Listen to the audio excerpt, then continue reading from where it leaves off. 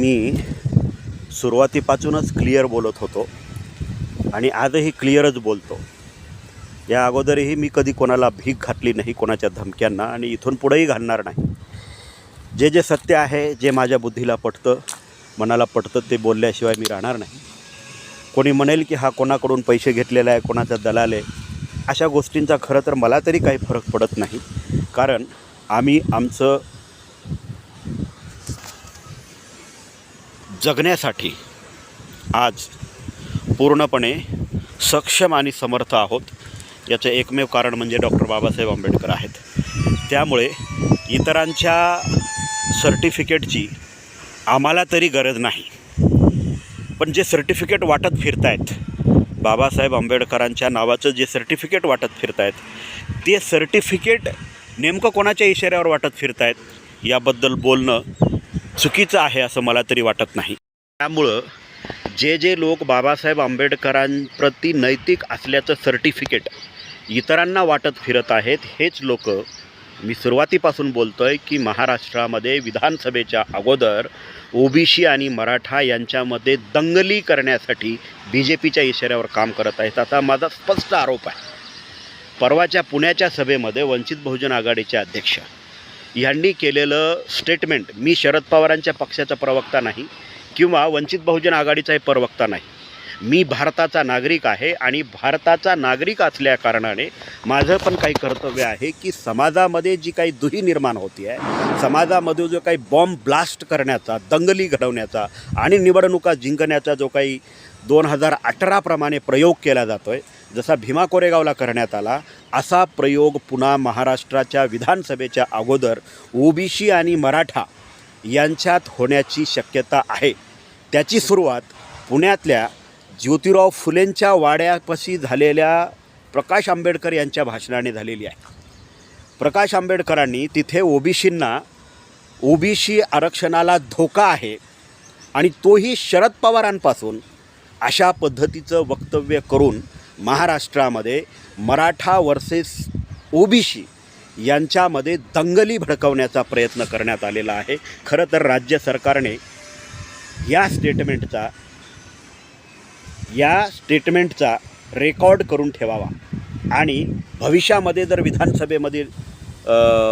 विधानसभा निवडणुकीच्या अगोदर जर मराठा वर्सेस ओबीसी जर काही वाद पेटला, जर काही कुठं दंगली झाल्या, तर या व्हिडिओ क्लिपला पुरावा म्हणून राज्य सरकारने वापरून संबंधितावर योग्य ती कारवाई करावी.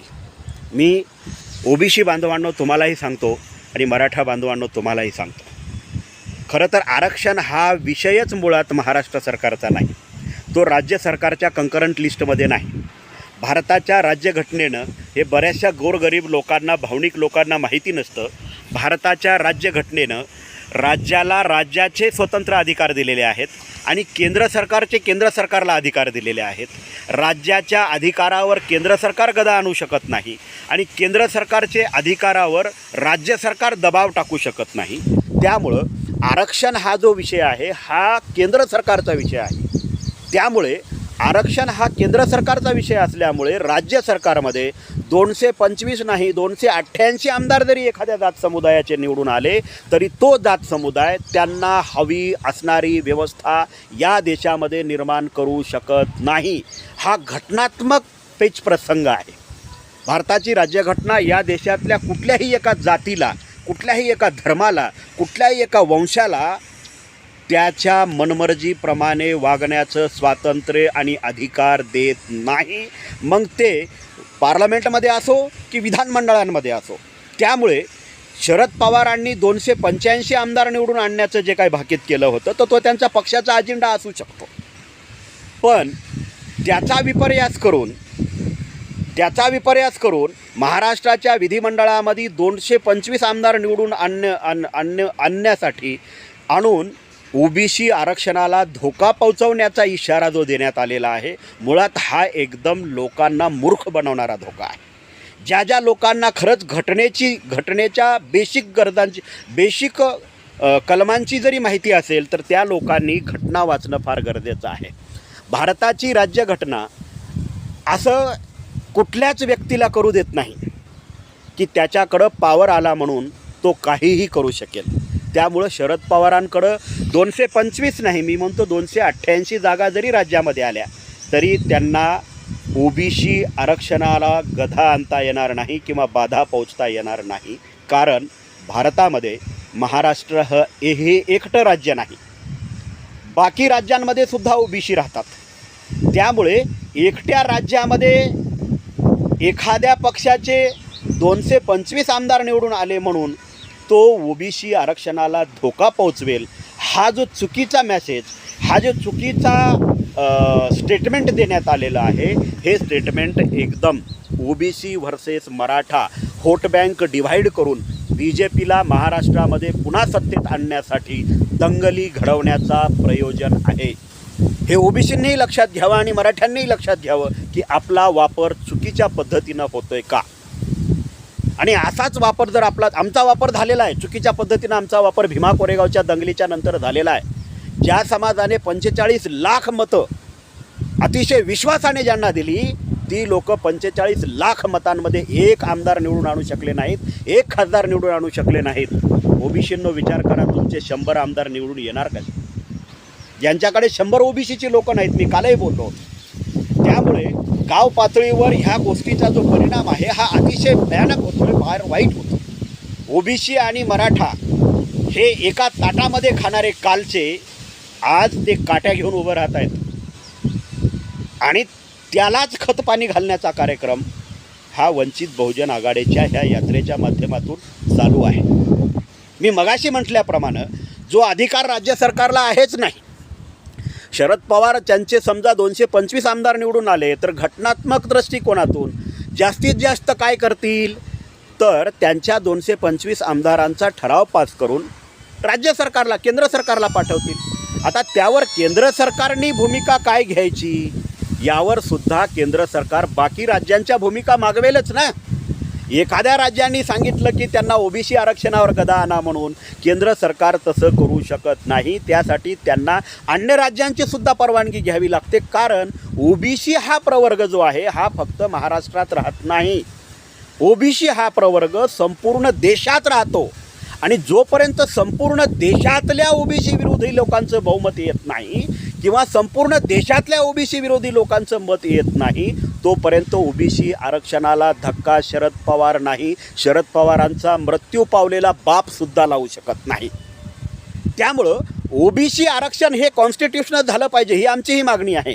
जसं SC STचं आरक्षण कॉन्स्टिट्युशनल आहे तसं ओबीसीचंही झालं पाहिजे.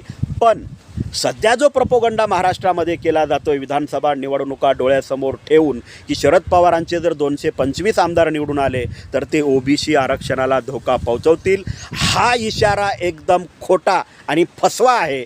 या फसव्या इशाऱ्याच्या तुम्ही मागे लागू नका. मागच्या लोकसभा इलेक्शनमध्ये महाराष्ट्रामध्ये सर्वात जास्त BJP विरोधी पॅटर्न असा चालला की भारताची राज्यघटना BJPवाले बदलणार आहेत. आता तुम्ही भारताची राज्यघटना BJPवाले बदलणार आहेत हा प्रोपोगंडा केल्यामुळेच लोकांनी मतदान केलं असं सुद्धा म्हणता येत नाही. कारण मागची 8 वर्षे झालं, मागची 10 वर्षे झालं BJP सरकारच्या चुकीच्या निर्णयाचा जो परिणाम आहे तो भारतीय जनमानसावर होत आहे आणि त्या परिणामाच्या विरोधामध्ये जाऊन लोकांनी BJPच्या विरोधात मतदान केलेलं आहे. त्यामुळे BJPनी जे चुकीचे निर्णय घेतलेले आहेत ज्या प्रत्येक राज्यांमध्ये, त्या राज्यातले चुकीचे निर्णय BJP जोपर्यंत सुधारत नाही तोपर्यंत BJPला समोर तरणोपाय नाही. पण जर BJP, कारण BJPचा मूळ पायाच दंगलीतून उभं राहण्याचा आहे, दंगली करणं हा त्यांच्यासाठी आम विषय आहे. मग ते दंगली करण्यासाठी मालेगाव बॉम्ब ब्लास्ट करू शकतात, अजून बॉम्ब कुठलेही ब्लास्ट करू शकतात, भीमा कोरेगावसारख्या दंगली घडवू शकतात, काही करू शकतात. ते सत्ता त्यांना इम्पॉर्टंट आहे. त्यामुळे त्याच्यासाठी वापर कोणाचा करायचा हे सुद्धा त्यांचं ठरवून असतं आणि असंच कोणाचा तरी वापर येणाऱ्या विधानसभा निवडणुकीमध्ये मराठा वर्सेस ओबीसी पेटवून ओबीसीचं मतदान कुजवण्याचा प्रयत्न तिसऱ्या आघाडीच्या माध्यमातून होऊ शकतो. हे ओबीसींनी लक्षात घ्या. आणि माझं तर मराठ्यांनाही सांगणं आहे आणि ओबीसींनाही सांगणं आहे, त्यांच्यासोबत फरफटणाऱ्या बौद्धांनाही सांगणं आहे, तुम्ही सुद्धा स्वतःचे उमेदवार कसे निवडून पाठवता येतील यावर लक्ष द्या. जो तुमच्या जातीचा असू द्या किंवा तुमच्या विचाराचा असू द्या, जो माणूस निवडून जाण्यालायक आहे त्याला निवडून पाठवा. कोणीतरी सांगतंय म्हणून शरद पवाराबद्दल कोणीतरी काहीतरी सांगतंय म्हणून किंवा शरद पवाराचे 225 आमदार निवडून आले तर ओबीसी आरक्षणाला धोका लागेल म्हणून जर तुम्ही दुसरा कुठला मार्ग स्वीकारला तर उद्या तुमच्या पोकांडी पुन्हा BJP बसल्याशिवाय राहणार नाही. आणि मागच्या 10 वर्षामध्ये BJPने केंद्रामध्ये काय केले आणि राज्यामध्ये काय केले ही मी स्पेसिफिकली प्रत्येकाला सांगायला नको. त्यामुळं मी सुरुवातीपासूनच म्हणत आहे की वंचित बहुजन आघाडीची जी यात्रा आहे ही ओबीसी आरक्षण बचाव यात्रा नाही तर BJP बचाव यात्रा आहे. आणि BJPला वाचवण्यासाठी ओबीसी आणि मराठा यांच्यामध्ये दंगली घडवण्याचा कार्यक्रम रितसरपणे चालू आहे. तशी ती पूर्णपणे फ्लॉपच गेलेली आहे. तरीही सगळ्या ओबीसी बांधवांना आणि मराठा बांधवांना माझं सांगणं आहे, तुम्ही जसे भारताचे नागरिक आहात तसा मी सुद्धा भारताचा नागरिक आहे. आपण सर्वांनी मिळून आपल्या समस्या सोडवण्यासाठी संयमानं आणि शांततेनं काम करणं काळाची गरज आहे. गावातलं वातावरण बिघडलं नाही पाहिजे, ही सगळ्यात मोठी आपल्या सर्वांची जबाबदारी आहे. ओबीसी आरक्षणाला राज्य सरकार धक्का लावू शकत नाही. कुठल्याही राज्य सरकारला तसा ओबीसी कुठल्याही आरक्षणाला कुठल्याही राज्य सरकारला धक्का लावण्याचा अधिकारच मुळात नाही. तो घटनात्मक अधिकार केंद्र सरकारला आहे. मग शरद पवार भारतासारख्या एवढ्या मोठ्या देशामध्ये एखाद्या राज्यामध्ये 225 आमदार निवडून आणून एवढ्या संपूर्ण भारतात असणाऱ्या ओबीसी आरक्षणाला धक्का लावतील असं म्हणणं मुळात हेच एक फार मोठं हसू करून घेण्यासारखं आहे. आणि ते हसू करून घेण्याचा प्रोग्राम तर चालूच आहे, पण भोळ्या भाबड्या लोकांना पेटवून त्यांच्या माध्यमातून मराठा वर्सेस ओबीसी युद्ध उभं करून त्या युद्धाचा फायदा BJPला करून देण्यासाठी ही यात्रा चालू आहे. म्हणून मित्रांनो, मैत्रिणींनो आणि मायबापांनो, सावधान रहा. ही वेळ सगळी वैऱ्याची आहे. ज्याच्या हातामध्ये आपण नेतृत्व दिले तोच आपल्याला कसायासारखा कापायला निघालेला आहे. ज्याला आपण नेता समजतो त्यांनीच आपल्याला कत्तलखाना दाखवण्याचा कार्यक्रम सुरू केलेला आहे. तुम्हाला जर कत्तलखान्यात जायचं नसेल तर तुमचे योग्य प्रतिनिधी तुम्ही निवडून पाठवा. कोणाच्याही चुकीच्या प्रचाराला बळी पडू नका. नमो बुद्धाय. जय भीम, जय भारत.